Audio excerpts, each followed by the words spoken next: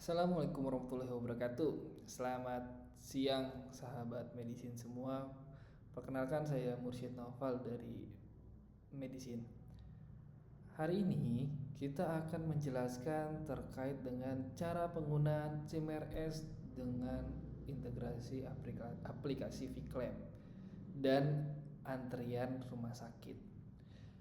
Jadi, kalau kita sudah bridging dengan BPJS, khususnya Vclaim, maka full pelayanan dilakukan lewat CMRS.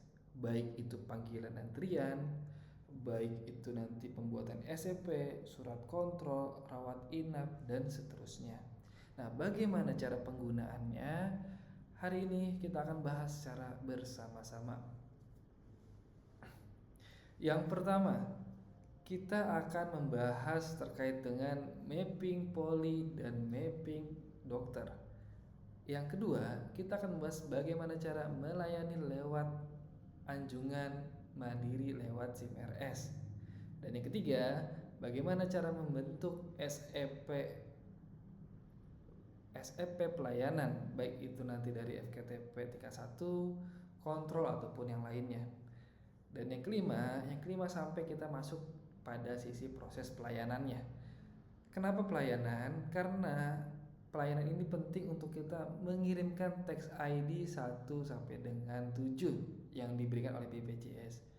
Jadi kalau kita hanya sampai terbit SEP saja dan tidak masuk ke dalam pelayanan, maka tax ID 1 sampai dengan 7 tidak akan terrekod dan hasilnya tidak ada kunjungan pasien yang selesai pada proses pelayanan tersebut. Kita masuk ke chapter pertama.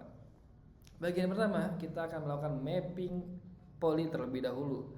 Kita masukkan poli-poli yang ada di dalam sistem dengan mengecek pada menu referensi poli. Nah, di sini ada referensi poli yang kita tampilkan dari data BPJS. Jadi apa yang kita lakukan? Yang kita lakukan sesuaikan dengan poli yang ada di rumah sakit dan sesuaikan dengan kode poli yang ada di BPJS. Kita ambil contoh seperti ini. Ambil contoh kasus poli bedah. Poli bedah dengan kode poli bed. Maka kita cek di sini poli bedah. Kode poli BPJS-nya kita masukkan di bed. Dengan kode poli antrian S. Atau kita bisa rubah dengan kode poli B. Nah, itu langkah yang pertama, mapping jadwal poli, dan nanti jadwal di sini akan disesuaikan dengan otomatis gitu. Masuk yang kedua, mapping data dokternya. Data dokternya ini kita sesuaikan dengan data karyawan, masuk ke referensi poli, referensi dokter, maaf. Nah, di sini akan muncul poli yang aktif hari ini sesuai dengan data yang dihafiz. Ini ada poli anak, poli bedah, dan poli penyakit dalam dengan jam pelayanan dengan kapasitas kuotanya. Seperti itu.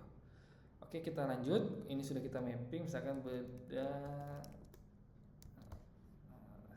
Sini bedah nih kodenya. Kita cek berdasarkan kode saja ya. Untuk datanya itu ada di sini 3713. Kita masukkan sini 3713. Oke, baik. Nah, kalau sudah kita masuk ke selanjutnya, kita perlu memastikan jadwal dokter sudah sesuai atau belum gitu ya dengan kuota yang ada di referensi dokter. Contohnya tadi kita masuk pada poli bedah. Poli bedah kapasitasnya 54, ini kuota nunjukin, terserah kita mengaturnya berapa. Nah, ini dipastikan kapasitas ini sesuai dengan yang ada di Hafiz. Jadi kalau ini tidak sesuai berarti kita perlu sesuaikan lagi atau klik sinkron ulang.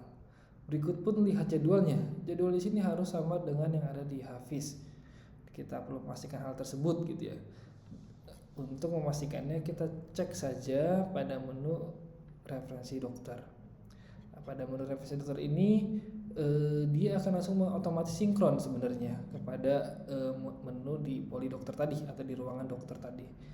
154, jamnya itu jam 8 sampai dengan jam 17.00. Nah, ini dipastikan. Kalau berbeda, maka kita tidak bisa mendaftarkan lewat nanti di mesin anjungan antrian rumah sakitnya. Mungkin seperti itu. Terima kasih untuk chapter pertama telah selesai. Sampai bertemu di chapter kedua.